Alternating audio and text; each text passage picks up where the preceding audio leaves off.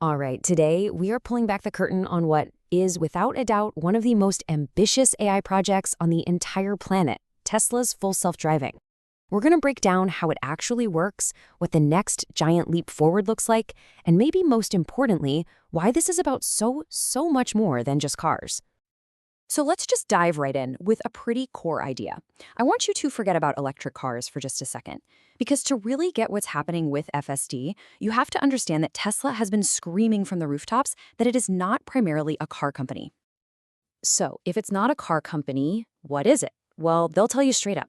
It's an AI company, and they're building that AI in two main forms: the vehicle robots we see on our roads and humanoid robots like Optimus. This is the central mission, and it completely changes the lens through which we should see everything else they do. To really see where this all kicked into high gear, we have to talk about one specific software update, an update that was, honestly, a seismic shift for autonomous driving. And that shift was FSD version 12. Internally, the jump from the previous version was just massive. We are talking about something roughly 10 times bigger in pure computational complexity. But it wasn't just bigger. It was a totally different beast in what it could do. And that massive leap led to this perfect comparison. You know how ChatGPT suddenly showed the whole world what a large language model could really do? Well, version 12 was that exact moment for Tesla's end-to-end AI. It went from a system of separate parts to one single, elegant neural network that handles everything, from the raw photons hitting the cameras to turning the steering wheel. It went from being a cool feature to feeling, well, kind of inevitable. So how in the world did they achieve that? Let's get a little technical for a second and actually peek inside the FSD brain. How does this thing process the entire world and make decisions 30 times a second? Well, it all starts with a concept you've probably heard of: a neural network. The easiest way to think of a neural net is just as a digital brain. It's got layers of these little neurons that are all connected, and the strength of those connections, that's defined by millions of little numbers called weights and biases. So when you hear someone say a model has a billion parameters, all they're talking about is the grand total of all those little numbers, those little knobs that get tuned over and over again using millions of miles of real-world driving data. But that brings up a huge question. I mean, the real world is infinitely complex, right? You've got chaotic city driving, highways, parking lots, rain, snow, blinding sun glare. How could one single giant brain possibly be an expert in all of those things at the same time without becoming incredibly slow and clunky? And the answer is, it doesn't even try. This is the clever part. Instead, Tesla uses this brilliant architecture called a mixture of experts. Think of it less like one giant brain and more like a team of highly specialized expert brains, where each one is trained for a very specific job. So here's how it works in real time. First, the car sees the world around it. Then, this little manager, called a router, instantly analyzes the scene and says, okay, for this situation, I need you, and you. It activates only those specific experts and gives them each a score based on how important they are. And then finally, their combined wisdom is blended together to control the car. And this just illustrates it perfectly. So if you're cruising on a highway at night, the system might fire up the highway expert at, say, 90% importance and the night driving expert at 10%. Meanwhile, all the other experts, for city driving, for rain, for parking, they just stay dormant, completely inactive.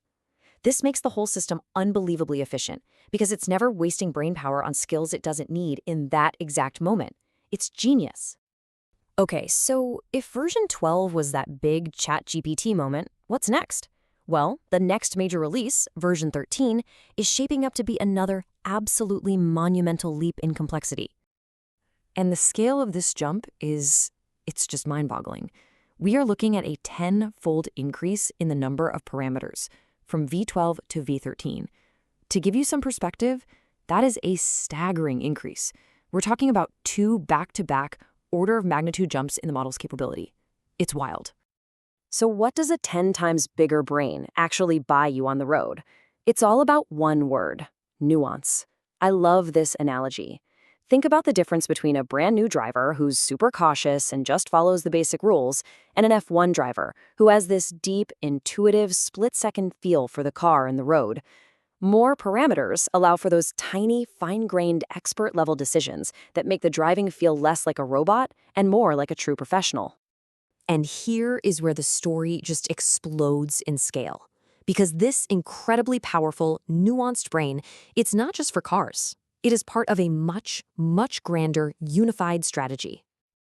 I mean, just look at this. It breaks it all down. Whether you're talking about FSD in a car or the AI brain in an Optimus robot, Tesla is building them on the exact same foundation. They share the same data pipelines, the same physics simulator for training, the same learning methods, and this is the key, the exact same mixture of experts architecture. So let's be really clear about this because it's the most important part. This is not about building a car AI and then separately building a robot AI. It is about building one single fundamental intelligence that can see, understand, and navigate the physical world, and then just putting that intelligence into different bodies. Any improvement in one directly and immediately helps the other. And this strategy is literally being etched into silicon. Tesla's next-gen chip, the AI6, is designed from the ground up to be a convergence chip.